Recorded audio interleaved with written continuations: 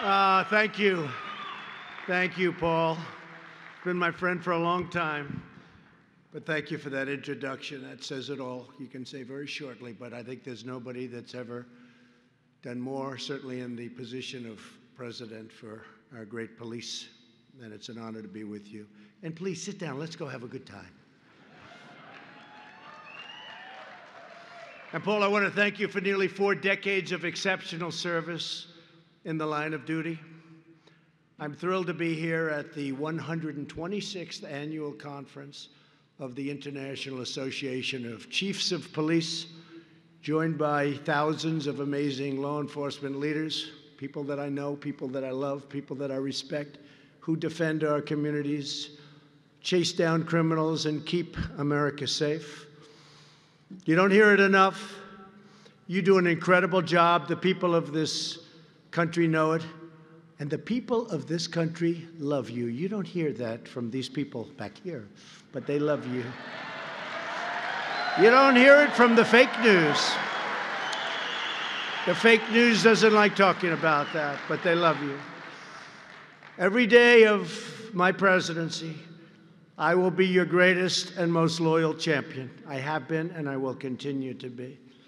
It was a tremendous weekend.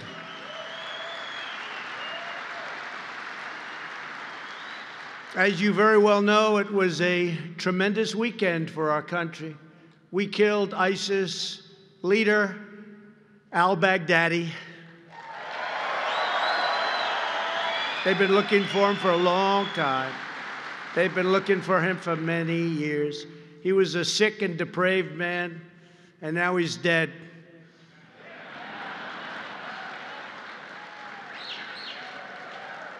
He's dead. He's dead as a doornail.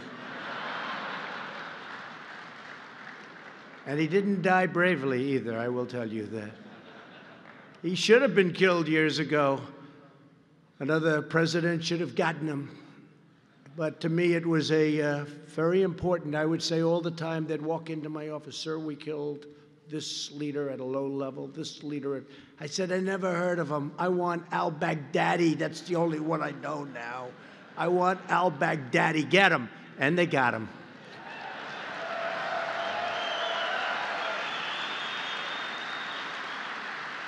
But he was big time. He built the ISIS caliphate. You hear about ISIS, that was him. It was once the physical size of the state of Ohio and had 7 million people, and it was growing big, big, big. And they had a problem. It started about 2.5 years ago.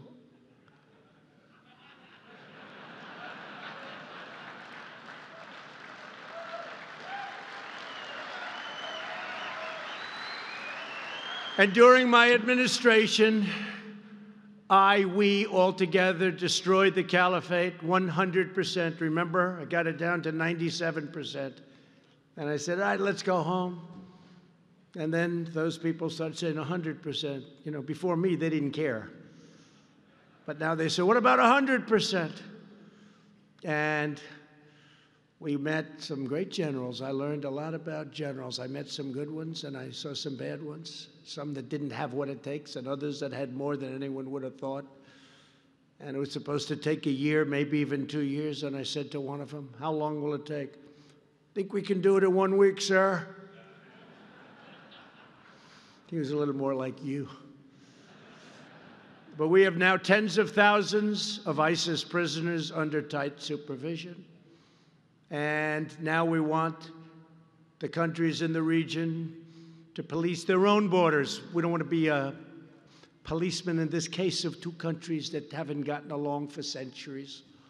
But we're keeping the oil. Remember that. I've always said that. Keep the oil. We want to keep the oil. $45 million a month. Keep the oil. We've secured the oil. This morning, we are delighted to be joined by a lifelong friend of our brave police. Incredible guy, tough guy, and somebody with a tremendous heart also. But he is strong. He can take it. Attorney General William Barr. Where is William Barr?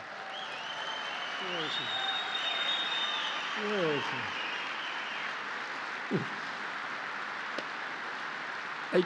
They're giving him a side angle of this. Good. Thank you, Bill. Doing a great job.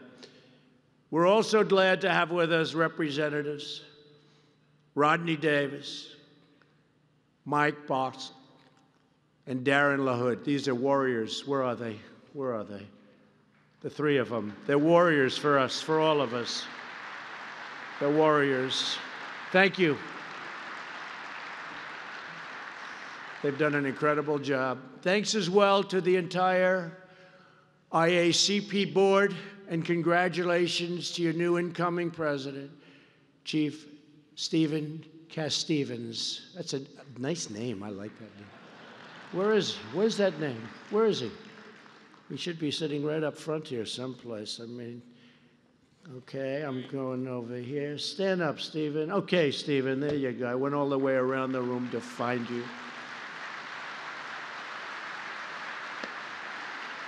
Thank you very much. Congratulations, incredible group. And I hear you're an incredible leader. Thank you very much.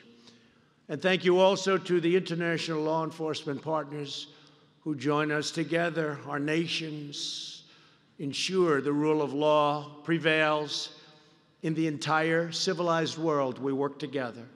I also want to extend our immense appreciation to all of the law enforcement family members in the room. Please stand. The family members really make you folks work. I know how it all is. They're so proud of you. Family members, please stand. I know how that works. I know how that works. Without those family members, you wouldn't be doing so good. I know that. But there is one person that's not here today. We're in Chicago. I said, where is he? I want to talk to him. In fact, more than anyone else, this person should be here because maybe he could learn something.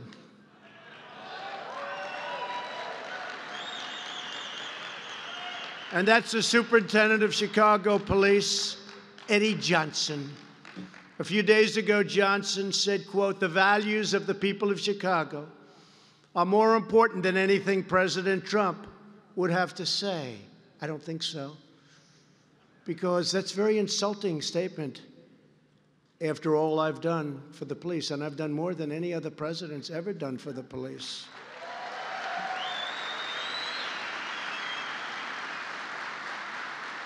Over 100 years we can prove it, but probably from the beginning. And here's a man that could not bother to show up for a meeting of police chiefs, most respected people in the country, in his hometown, and with the President of the United States.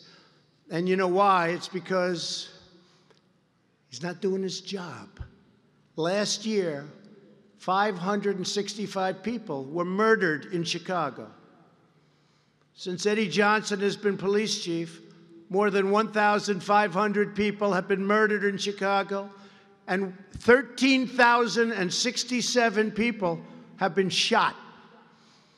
During the first weekend of August 2019, 7 people were murdered and 52 were wounded in 32 shootings in Chicago. And recently they had 78 shootings over a weekend spree and 3 people killed. And Chicago has the toughest gun laws in the United States. That doesn't seem to be working too well, does it? And a lot of you people know exactly what I mean. But under Johnson's leadership, they certainly don't protect people. Then you have the case of this wise guy, Jussie Smollett, who beat up himself.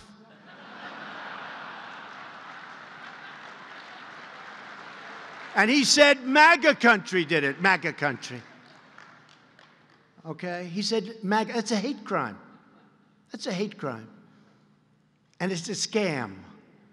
It's a real big scam, just like the impeachment of your president is a scam.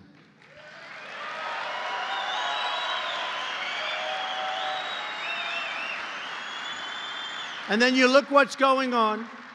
Smollett is still trying to get away with it. He would have been better off if he paid his $100,000 bill. Chicago is, unfortunately, the worst sanctuary city in America. Chicago protects criminals at a level few could even imagine. Last year in Cook County alone, ICE asked local law enforcement people to please, pretty please, we beg you, we'll do anything necessary to stop crime. We want to stop crime. Please detain 1,162 people, please. But in each case, the detainer was denied. And Eddie Johnson wants to talk about values. No. People like Johnson put criminals and illegal aliens before the citizens of Chicago. And those are his values. And frankly, those values to me are a disgrace. I will never put the needs of illegal criminals before I put the needs of law-abiding citizens. It's very simple to me.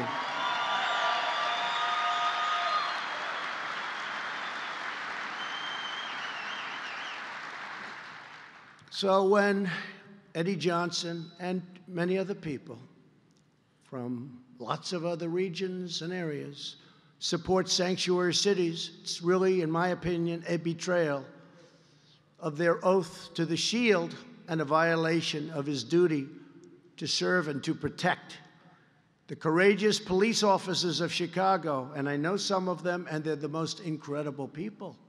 They could solve this problem quickly.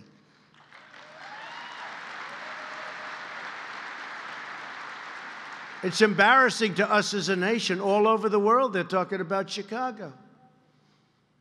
Afghanistan is a safe place by comparison. It's true. Police officers of Chicago are entitled to a police superintendent who has their backs and knows what he's doing. You're entitled to a police superintendent who sides with you, with the people of Chicago. The people want this. And with the families of Chicago, not the criminals and the gang members that are here illegally, and not the stupid politicians that have no idea what the hell they're doing.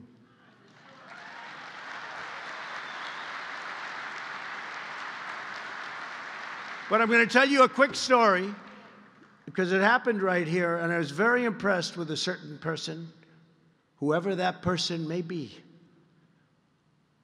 I'm sure that we could find him. But about 3 years ago, I was leaving Chicago, and I was accompanied by a massive motorcycle brigade of policemen. And to do that, they have to volunteer, because I guess most places say you have to volunteer. Well, I had a lot of volunteers, I'll tell you, hundreds and hundreds of them. Other candidates have none. It's almost like a free poll. I had hundreds of them. Chicago was in the news a lot, just like it is now, because of all of the killings going on and all of the shooting and all of the horrible things happening. When I arrived at the airplane, the police officers asked whether or not it would be possible to have some pictures. And before I won the election, I could do that. I would do that routinely. Now I think Secret Service has a little bit of a problem. It was up to me, I'd do it. But it was just before, might have even been president-elect. Wasn't long ago. The leader of the brigade was this really powerful, strong-looking guy. Big, booming voice. And he was definitely the boss. Do we know what that means? He was the boss. Put your cycles over here. Come on, let's go. He's going to take a picture. Come on, let's go. Hurry up. Come on. And yet they all loved him. They love Vince Lombardi. They love Belichick, right? They love Coach Belichick. They love certain people. It's called respect. But he was very respectfully shouting at his men and, come on, let's go. And they were doing exactly as he said. He was the guy. Just as I'm boarding the plane, I asked this man, I had a lot of respect for him myself because I saw the way he was. He wasn't doing anything wrong. He was just the boss, who was a respected person. I said, excuse me, come here. What the hell is happening in Chicago?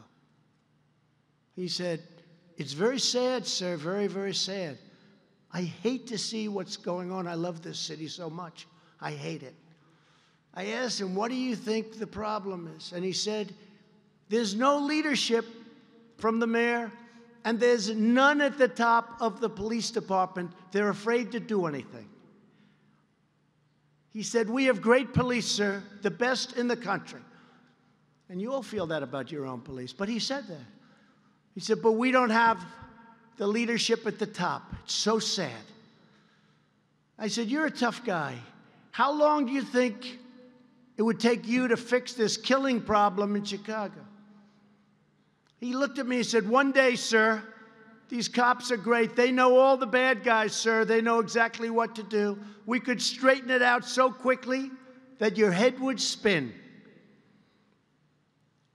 I left very impressed, whether it was one day, 1 week, or 1 month. There was no doubt he could have done it. And I actually told the story numerous times, and I actually sent his name in to somebody involved with Chicago. And that's the last time I ever heard of that man. He's probably got a good job someplace outside of a police force. I'm sorry to do that to you, but he's happy. He's happy. So he doesn't have to put up with the nonsense that you have to put up with. But I thought, there's a guy who could be your police superintendent and do a hell of a job. He'd straighten things out. So that was years ago, and I was just thinking about it. I just thought about it on the trip over. I said, I'm going to Chicago, and I want to tell the story because it was, to me, a great story. Because you could fix this up so fast. Good leadership would be pretty easy to find. You have a lot of people right now in the department. I love when they go to other parts of the country and hire people, and they don't know the name of the most basic street. They go all over the country. They hire somebody. Comes in, oh, good, where's our headquarters? What does that mean? Where's it located? You have incredible people in the police department, Chicago. I know some of them. I met some of them. But remember, 565 people were murdered last year.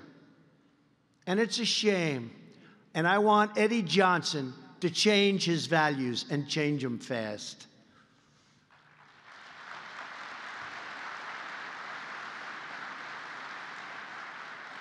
Today, we're here to report on the outstanding progress we've made to combat violent crime and restore peace and safety to American cities. And most cities are setting records for good crime numbers. In the years before I took office, outrageous slanders on our police went unanswered and unchallenged from your leaders in Washington. You know that very well. Radical activists freely trafficked in vile and anti-police hostility, and criminals grew only more emboldened as a result. In the 2 years before my election, violent crime increased 8%. Murders were up by more than 20% and going a lot higher nationwide.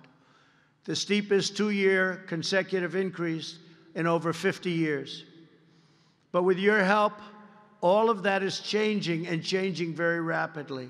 Under this administration, we're once again standing up for law enforcement. We're condemning anti-police bias in all forms. And we're giving you the support, resources, and the respect, and we have tremendous respect for you, the respect that you deserve.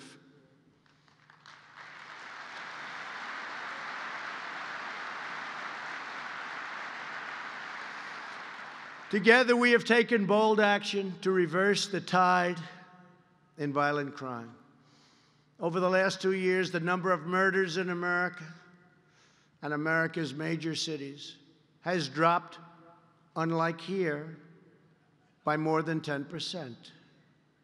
And if we ever took the Chicago numbers out of our total numbers, the numbers would be incredible. And they already are. even including Chicago. The nationwide violent crime rate has declined for 2 consecutive years. During the same time, the number of burglaries was reduced by over, think of this, 250,000. So 250,000 less burglaries, it's a big number.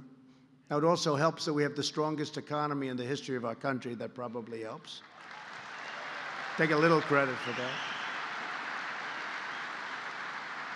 And it was just announced as I was getting off the plane that the S&P has hit an all-time high, the highest in the history of our country. And that's not for rich people, that's for everybody. That's for your 401ks. Think of that. And I have, again, a great love for the police. And in New York, I was there not so long ago. And this was before it went as high as it is now. And this policeman, I like to shake hands after an event. Not that I like to, I do it because I respect policemen. And they want to shake my hand. And fire marshals, people in different stadiums. But I was at an event in New York and came out, I was shaking hands, and this one policeman said, "Sir, I want to thank you." Why? My 401k is through the roof, and for the first time in my life, my wife thinks I'm a financial genius. It's true. It's true. He said he was up now 72%. I said, "That's not bad." He said, "She always thought I was incompetent financially. But you have made me into a genius, sir." He hugged me. He actually wanted to kiss me. I said, "No, thank you, but you can." Not my deal, but that's okay. But he was great. And it gave me an idea. I mean, you know, this is about 401ks. Many of you have 401ks. Does anybody in this room have a 401k that's down? Raise your hand, please. Does anybody have a 401k that's up? Everybody. I don't know what you would have had to do to get one that's down. You would have had to really be very bad. But no, they're up 70%, 80%. Last year, my administration charged the largest number of firearm defendants ever recorded in the history of our country. Bill Barr is doing a fantastic job. We have increased federal fire. That's right. Go ahead. Let him hear it. Good. Good. And I say let him hear it because he hears from the fake news back there all the time. They want to silence everyone, you know, except for their very strange opinions. We went with that. You wouldn't have a country very long. We've increased federal firearm prosecutions by 44% compared to the last 2 years of the previous administration. This is a record, a new record. 2 years ago, we relaunched and revitalized Project Safe Neighborhoods. Now, federal prosecutors are once again working closely with state and local law enforcement and all of the community leaders to marshal our resources, target crime in the most dangerous areas, and lock up violent offenders. In coming weeks, Attorney General Barr will announce a new crackdown on violent crime, which I think is so important, targeting gangs and drug traffickers in high-crime cities and dangerous rural areas. Let's call it the surge. We can come up with lots of names, but we're going to be doing something that's very dramatic, headed up by our great Attorney General, and you're going to see tremendous results very quickly. The best way to reduce gun violence is to put criminals with firearms behind bars.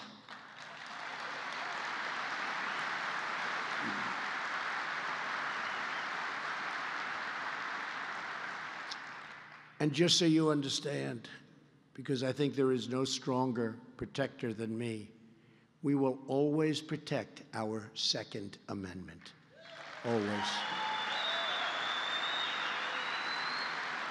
My administration has also curtailed the harmful and intrusive use of federal consent decrees, which wrongly give meddlesome officials in Washington, D.C., immense authority to tie down local police departments and make it very difficult to do their work. No longer will federal bureaucrats micromanage your local police. And we will work with, upon request, local police to help them, not to hinder them. And we're waiting for a call from Chicago, because there's no place that we would rather help than Chicago. To reduce people going back to prisons and to help nonviolent inmates successfully rejoin society. Last year, we passed historic bipartisan criminal justice reform. It's been very successful. They've been trying to get it passed for a long time. We had conservatives, super conservatives, very liberal people, Republicans, Democrats, we had a lot of people. And I'm especially grateful to the help of Chief Sell of the IACP, fantastic man, as well as Pat Yose and Jim Pasco of the Fraternal Order of Police in achieving this landmark breakthrough. As you know, in recent years, our country has seen a dangerous trend of criminals assaulting police. We don't like that. Last month, Chicago police officer Adam Wozni was serving an arrest warrant for a man suspected of shooting a woman when the suspect opened fire and shot Adam multiple times. He was very, very badly hurt. Adam's fellow officers chased down the gunman while Adam stemmed the bleeding from his wound, almost died. After a month in the hospital and multiple surgeries after that, Adam recently came home to his wife, Annie, and to his 2 young children, so badly hurt. We're profoundly grateful that Adam is with us today. Officer Wozni. Officer Wozni, we commend your tremendous bravery. Thank you.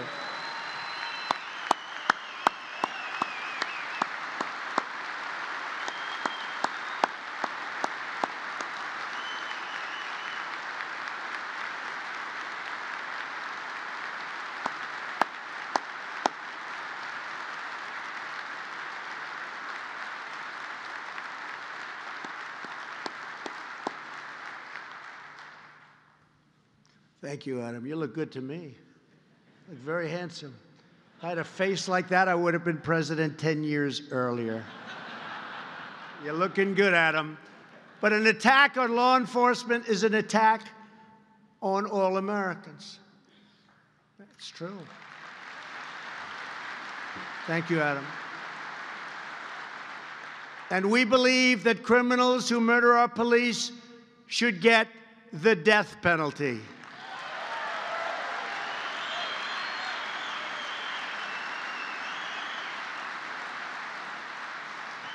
To help keep you safe, I've made $600 million worth of surplus military equipment available to local law enforcement.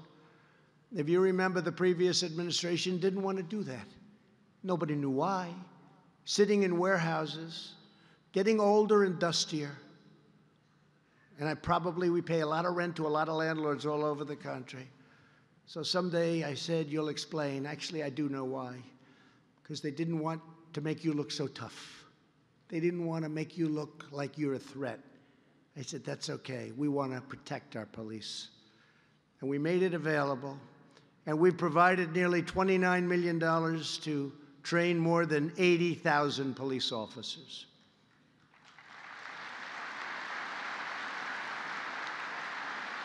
And my administration is also addressing the vile acts of mass violence. We've seen some incredible police officers doing some incredible work recently. A few weeks ago, Attorney General Barr sent a letter to all law enforcement agencies announcing that he will lead an effort across the government to use the most proven methods of fighting terrorism and violent crime to identify, assess, and engage potential mass shooters before those shooters strike.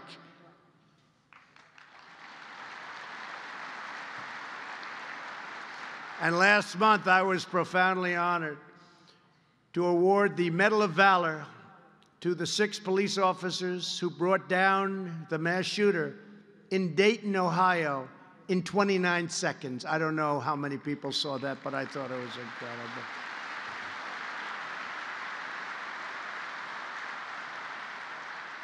And he did a lot of destruction, but it would have been the worst in history. 29, I'll never forget the scene. They showed 4 of them going down the street. There were 6 altogether, but it was on tape. And those guns, and this is boom, boom, boom, and they were out there perfect, everything, boom. There was no fear. There was no anything. They reacted. And it's hard to figure. You know, a lot of times you'll see something, it's a surreal experience by the time they get it together. They were shooting so fast, 29 seconds, he was dead. And he was going in for a lot of shooting, a lot of killing. They were incredible. So they came to the White House and they got the Medal of Valor, which is a great honor. They were fantastic. Dayton, Ohio. And today we're grateful to be joined by Dayton Police Chief Richard Beal and Assistant Chief Matt Carper, and we commend your department's sterling professionalism. And that's a great state you're in, Ohio. We love Ohio. And what you did in Dayton and the way those police officers acted, and so quickly. Gentlemen, please stand. Please.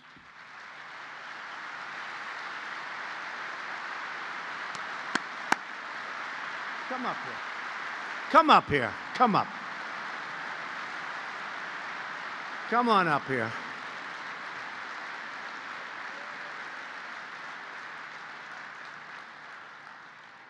They look pretty good, too, I have to say. You guys were unbelievable, you people. Say a couple of words, please.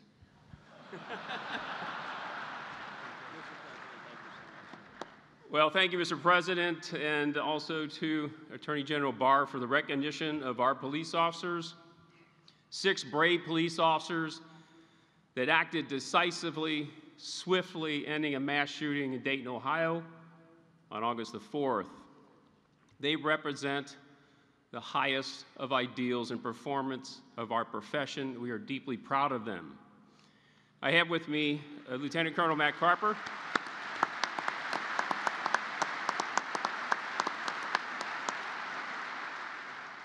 He was the acting police chief in my absence when I was in Washington, D.C., before I could return back to Dayton, Ohio, and he was the senior commander on this scene in those very early hours of August the 4th, helping to coordinate the response, the initial response of more than 100 police officers regionally to respond to that scene and perform the very vast duties that were required at that time. I am deeply grateful to him and his leadership. The Dayton community is grateful for his leadership and for all of those dedicated law enforcement personnel that responded in the early morning hours to do that very duty that they're required to do and do in such a professional manner. So my gratitude to Matt Carper for all his leadership.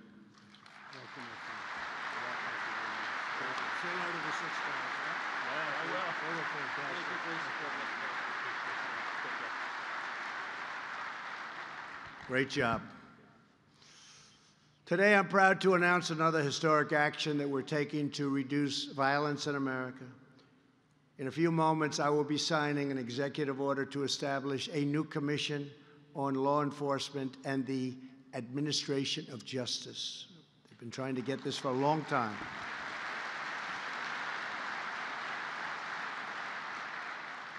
This commission will be tasked with providing concrete recommendations to address some of the systemic challenges that burden law enforcement, including homelessness and mental illness. This includes supporting the ability of law enforcement officers to ensure troubled individuals receive the mental care they need. The commission will provide concrete recommendations, and it will study the best practices to recruit, retrain, hire, train, and provide for health, safety, and the well-being of law enforcement officers. We want to take care of our law enforcement officers.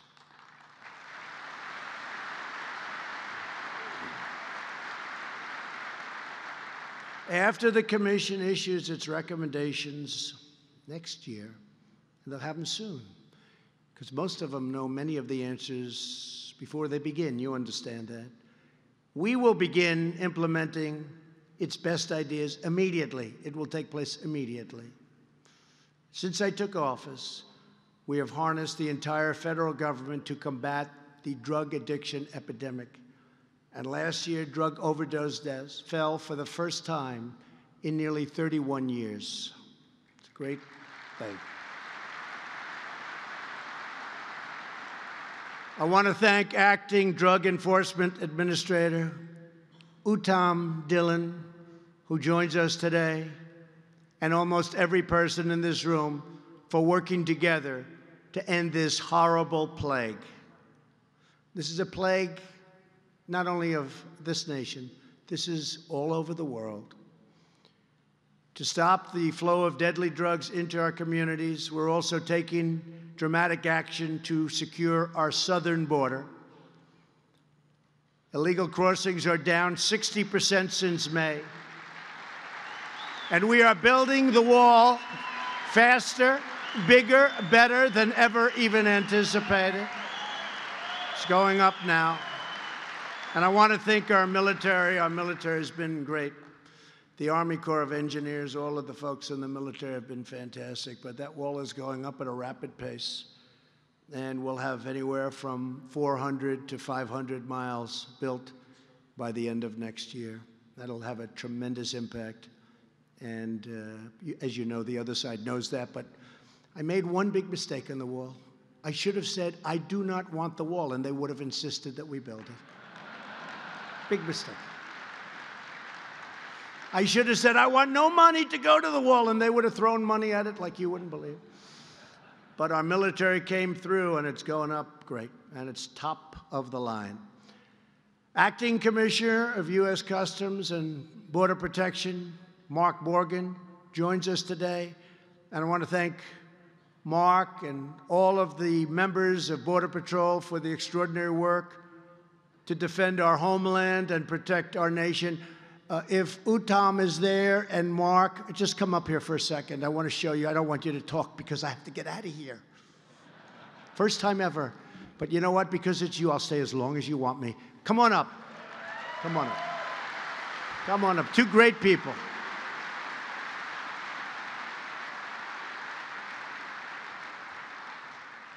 I think we should have them say a couple of words, yes. Come on, Mark.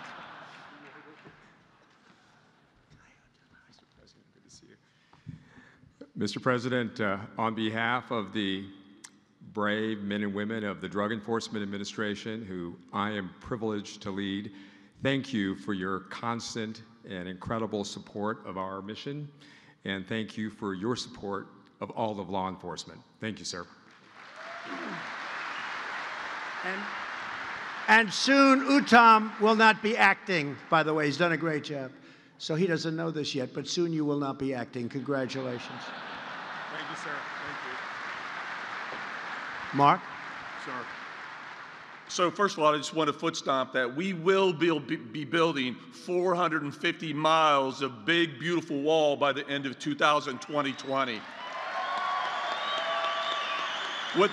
With every mile of wall that's being built, I promise you, it's not just the cities and towns on the border. I always say every town, every city, every state is a border town, a border city, and a border state. With every mile of the wall that's being built, we are all safer because of it. Thank you, Mr. President. And just real quickly, I'd like to say that the Officer of the Year, Agent Morales, and all the other nominees, I think that they embody the law enforcement spirit. They represent who we are as a profession and what we stand for. That we get up every single day doing something greater than ourselves. And thank you to IACP and your leadership for everything that you do. And thank you to you, the leaders of law enforcement, for supporting and doing what you do best, supporting the men and women who get up every single day, put the badge on their chest, and safeguard this country. Thank you for what you do.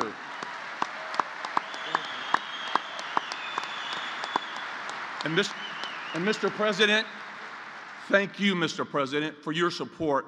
I know this man personally, and when he says he loves us, it's sincere, it's heartfelt, and he means it. Thank you, Mr. President. Because of our president's support as a law enforcement profession, we are stronger for it. Thank you. Thank you very much. I'll talk to you later. Thank you. Thank you both. Two great people. Thank you both. To all of the law enforcement partners across the Western Hemisphere, thank you for helping shut down the smugglers, traffickers, and coyotes. Who would have ever thought in this modern age, human traffickers, you think of it as an ancient crime. It's more prevalent today because of the internet, you understand that well, than ever before all over the world. As my administration works tirelessly to protect our borders, we face an onslaught from far-left activists who want to erase America's borders and nullify our federal laws. We can't let that happen. This includes activist judges who have issued nationwide injunctions prohibiting us from enforcing the immigration laws enacted even by Congress. Just as one example, federal law authorities expedited removal for illegal aliens apprehended within 2 years of entry. But a district judge, local area, issued a ruling saying the law could only be applied to illegal aliens caught within 14 days. That's a tiny fraction of the time frame allowed by the statute. And the number of people coming in is cut to a level that becomes almost insignificant. And we'll win as we go up. How long will that take? A year? 2 years? These nationwide injunctions undermine our entire immigration system and other systems. It's not the job of judges to impose their own political views. Their job is to apply the letter of the law as per our great Constitution.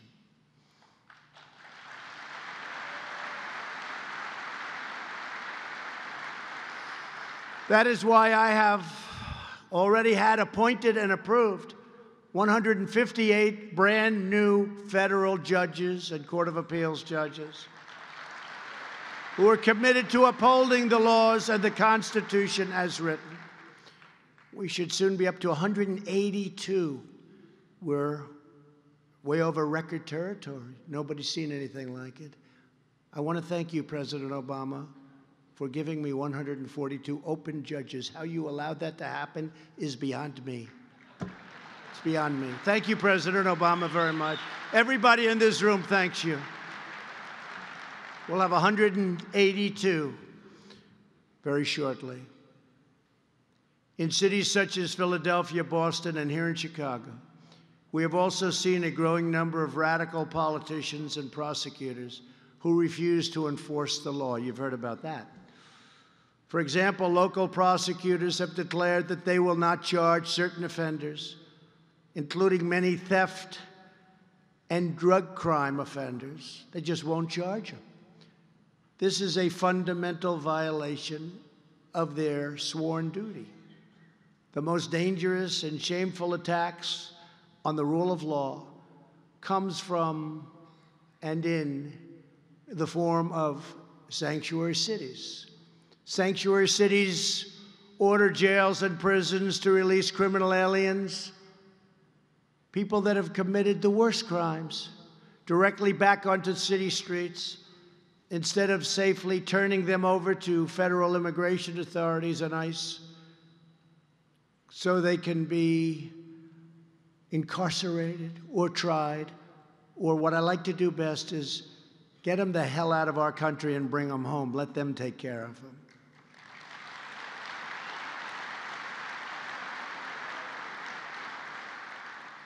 As you know, countries love sending their worst to us because they don't have to bother with them. They don't have to jail them. Let the United States do it. Well, we've been very tough on that, as you've probably heard over the last couple of years. Thousands of removable criminal aliens are set free into U.S. communities every single year because of these policies. terrorizing the public and menacing the peace. Inconceivable that somebody would want it. And a lot of elections are being lost because of sanctuary cities, because people don't want it. We just won 2 in the great state of North Carolina. 2 House seats. And they were won by big margins. And I helped. I was very happy about that. The only problem is they don't want to write about it. If I lose, it's the greatest catastrophe in the history of our country. If I win, they pack up their cameras and they leave. They don't want to talk about it. Let's not talk about what happened in Louisiana with the governor's race. Let's not talk about the fact that we picked up 2 Senate seats in 18. We picked up 2. We went from 51 to 53. Nobody knows that. They don't talk about these things, but we talk about them. And hopefully we talk loudly enough so people understand what's going on and how well we're doing. Last year alone, here in Illinois, local officials blocked ICE detainers for illegal aliens responsible for hundreds of offenses, including homicide, trafficking deadly drugs, trafficking humans, robbery, and sexual assault. Just a few weeks ago, near Seattle, Washington, a county jail released an illegal alien MS-13 gang member, the worst, who they previously refused to hand over to ICE. And by the way, ICE, they're heroes, they're patriots, they're tough, they're strong, they're great. Who would do that job? Who would do that job? These are warriors, and they love our country, by the way. This man went on to murder a 16-year-old boy with a baseball bat who didn't do anything. He was a young child who was on his way to a beautiful future. He didn't do anything. He murdered him with a bat.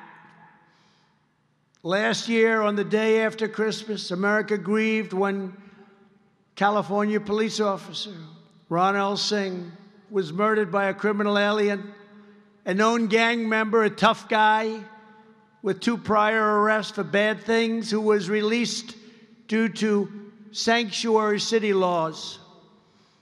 Not one more American life should be stolen from us because a politician puts criminal aliens before American citizens.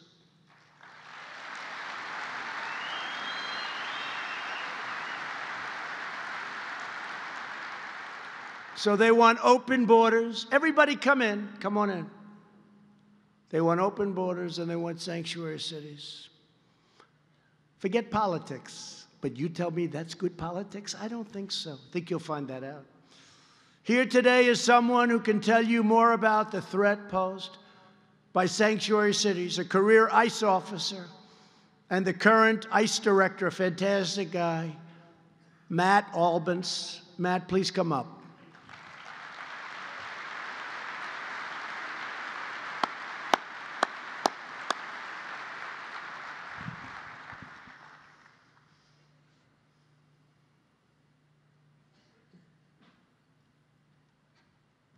Thank you, Matt.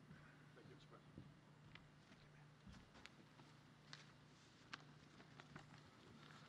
Thank you, Mr. President, for giving me this opportunity to address our partners in law enforcement.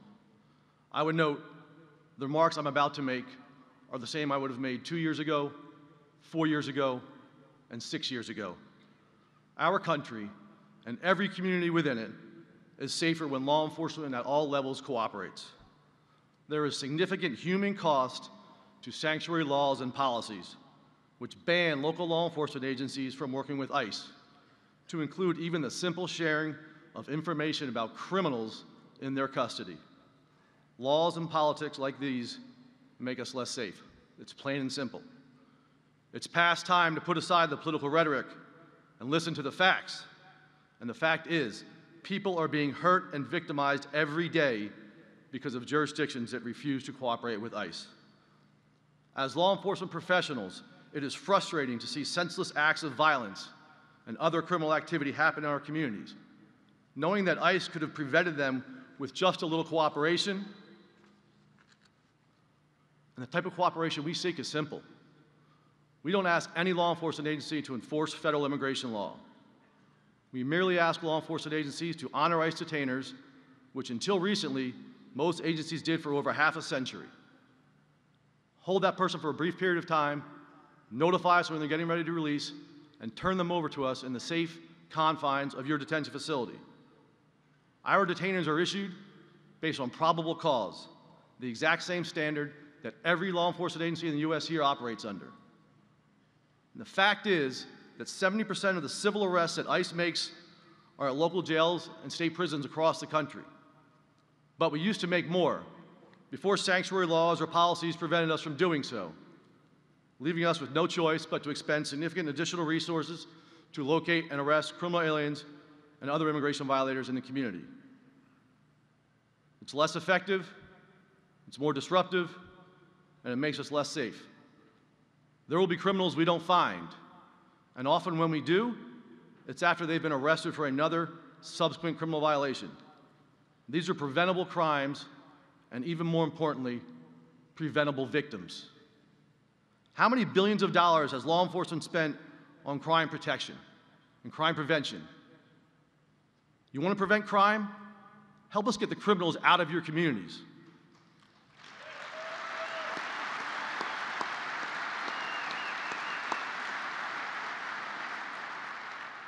You want to stop gun violence?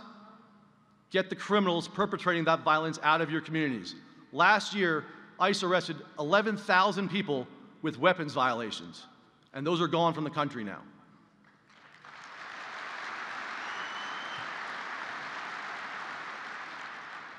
Last year, we made more than 105,000 criminal alien arrests and removed more than 145,000 criminal aliens, to include nearly 6,000 gang members.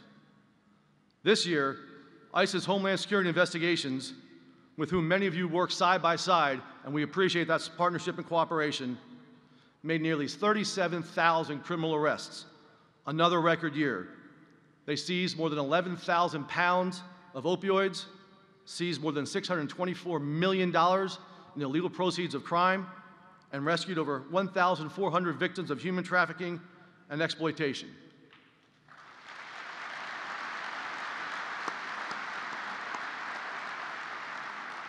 We have many of HSI's special agents in charge and headquarters leadership here with us today, and I'm honored to have the privilege of representing them and the tremendous work that their special agents, their analysts, our attorneys, their task force officers, and support personnel do on behalf of this country. As a career law enforcement officer, I'm imploring all of the state and local officers in this room to work with us. Find a way to partner with us for the sake of our communities that we have all sworn to protect, and for the sake of our country. And for those that already do, thank you.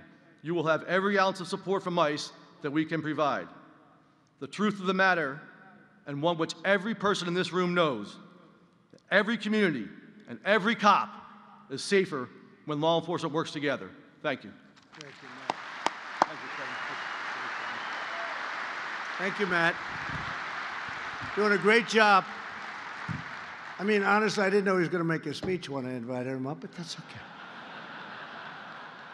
Hey, but it was a good speech, Matt. That I could. I didn't know. I said, wait a minute, that's 5 pages he's got there.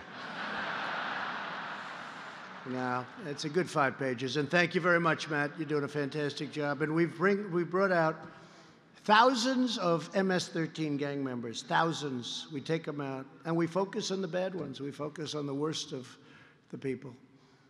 And you have people coming in, and you have some really bad ones coming in, and we focus on them. But we've taken out thousands of MS-13 gang members. Our police put their lives on the front line for us every day, and you deserve the absolute support of your elected leaders. My administration will always protect those who protect us. Here with us today are 3 of those heroes who were nominated for the IACP Police Officer of the Year Award. Nick Grivda, Thomas Thompson, and Jonathan Morales, 3 great people.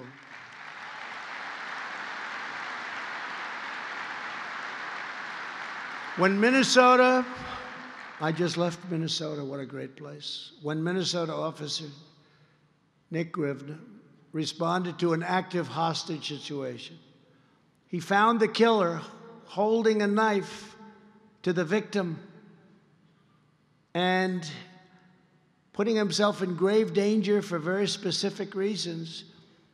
He decided to fire a single shot and took out the murderer. He's received tremendous praise, and it was a very brave thing to do, for a very specific reason. Officer Grivner, please come forward. Please come up. Thank you. Say a few words. Thank you.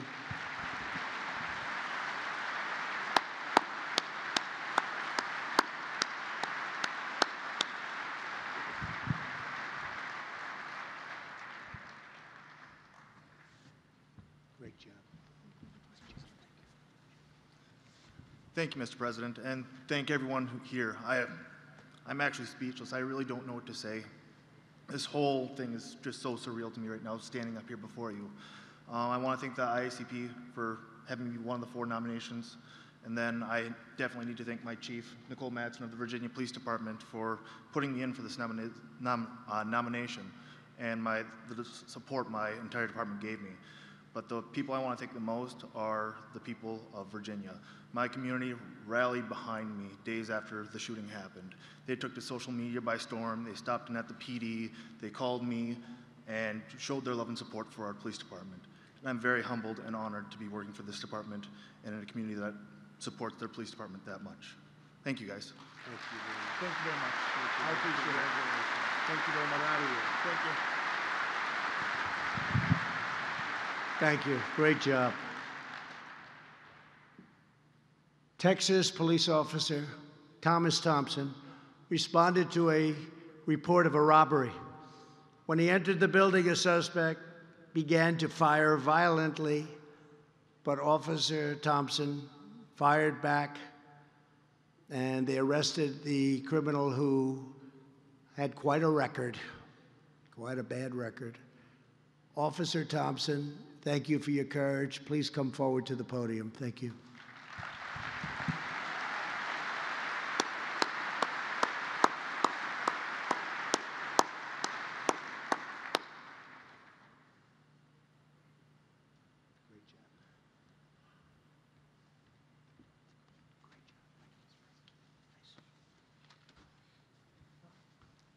I feel incredibly honored to be here and to be recognized for what is essentially just a story of me just doing my job.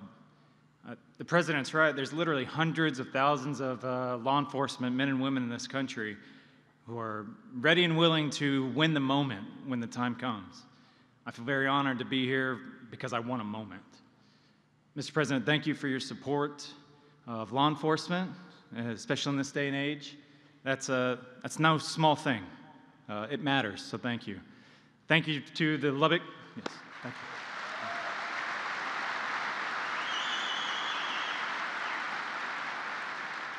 I want to say thank you to the City of Lubbock, to the Lubbock Police Department for supporting me through a very difficult time. And finally, and most personally for me, I want to say thank you to my wife.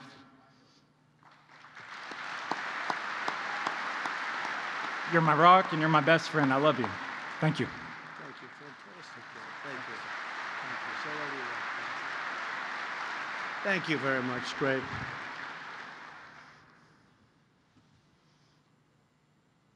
Finally, we are very proud to have with us the hero who was just recently announced as the 2019 Officer of the Year, Border Patrol Agent Jonathan Morales.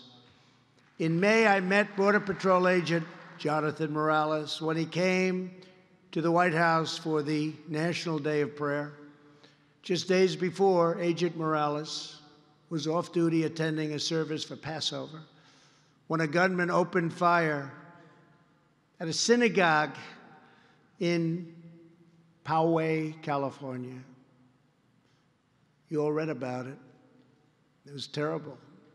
Without hesitation, Agent Morales raced towards the shooter and began firing back, driving the gunman away from civilians. Agent Morales' swift and selfless action helped save many, many lives. That was terrible. I just want to say it's great to meet you a second time, Agent Morales, and your courage and strength is really appreciated and so respected by the entire nation. Would you please come forward?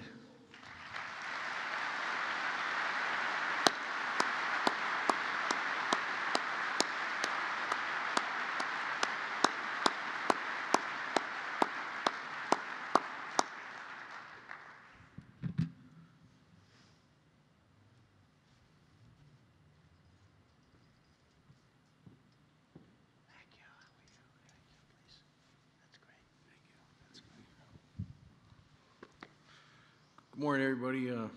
Thank you, Mr. President, also for being here with us. You are our biggest supporter in Border Patrol, and we all know in this day we need all the support and help we can, so our agency really appreciates what you do.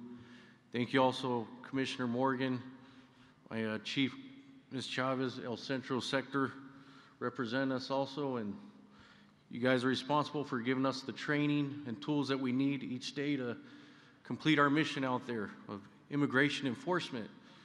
And most of these times, these legal criminals, we are the ones they first see when they enter our country. When I have the green uniform on, this is who they will encounter. And just a little recap of that tragic day. We're sitting in our Chabad house of prayer. We were attacked. But at that moment, I made a split-second decision. I was off duty, I was on annual leave, enjoying my time off, but I wasn't off duty as an officer, as an agent, sworn to protect my community, protect my people. And I immediately went into action, and I did what I could to save as many people possible, and this terrorist who attacked us ran away like a coward, didn't even bother to challenge me or engage me and return fire. And, I'm grateful to Hashem and also on behalf of Rabbi Goldstein and the Chabad Poway community that they thank you also for your support and love for our community also. So thank you. And all my fellow officers out there, always be safe. Remember, can't be complacent even on our off duty, because that's when it always happens, when we least expect it.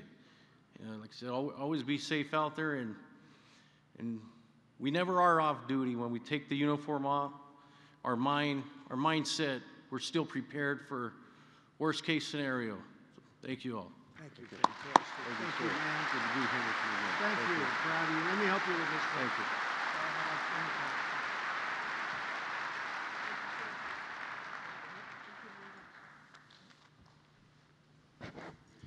Thank you very much. He's in much better shape right now than he was the last time. And in a very short period of time, he's going to be perfecto. Thank you very much. Great bravery. That was a big, big deal. Each one of these heroes represent the selfless service of more than 685,000 law enforcement officers all across our country. Every day, Americans get up and go to work. Our children go safely to school, and our families sleep soundly at night because the people in this room stand guard. You risk your lives, and you save countless others. And I've always heard you risk your lives for, in many cases, people you don't know, people you've never met. It's an incredible thing. And I have to say, in concluding, you have no idea how much the people of this country love you and respect you.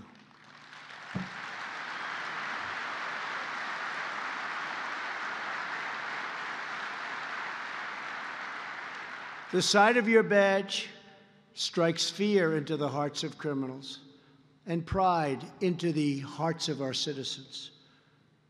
When children hear the sirens of your patrol cars, they race to catch a glimpse because they know that you are the heroes of their streets. And in many cases, they know that's really what they want to do someday. That's what they want to be. That's what they want to do. They want to be a police officer. They see it. Out of love for our neighbors, care for our communities, and commitment to our country, we will shield peace-loving, law-abiding Americans from anyone and everyone who would do them harm. We will keep our streets secure, our cities guarded, and our loved ones safe. We will fight violent crime, uphold the peace, enforce the law, and with God as our witness, we will proudly serve, protect, and defend the citizens of the United States. To all of the terrific law enforcement officers here today, thank you for your unwavering courage and your unbreakable devotion. Today and every day, I vow to stand proudly, loyally, and faithfully with the incredible men and women in blue. Now I would like to invite the Attorney General of the United States and the IACP and FOP leadership to join me on stage while I sign our new Commission on Law Enforcement. God bless you, and God bless our great law enforcement, our police officers. God bless our military, and God bless America. Thank you all very much. Thank you.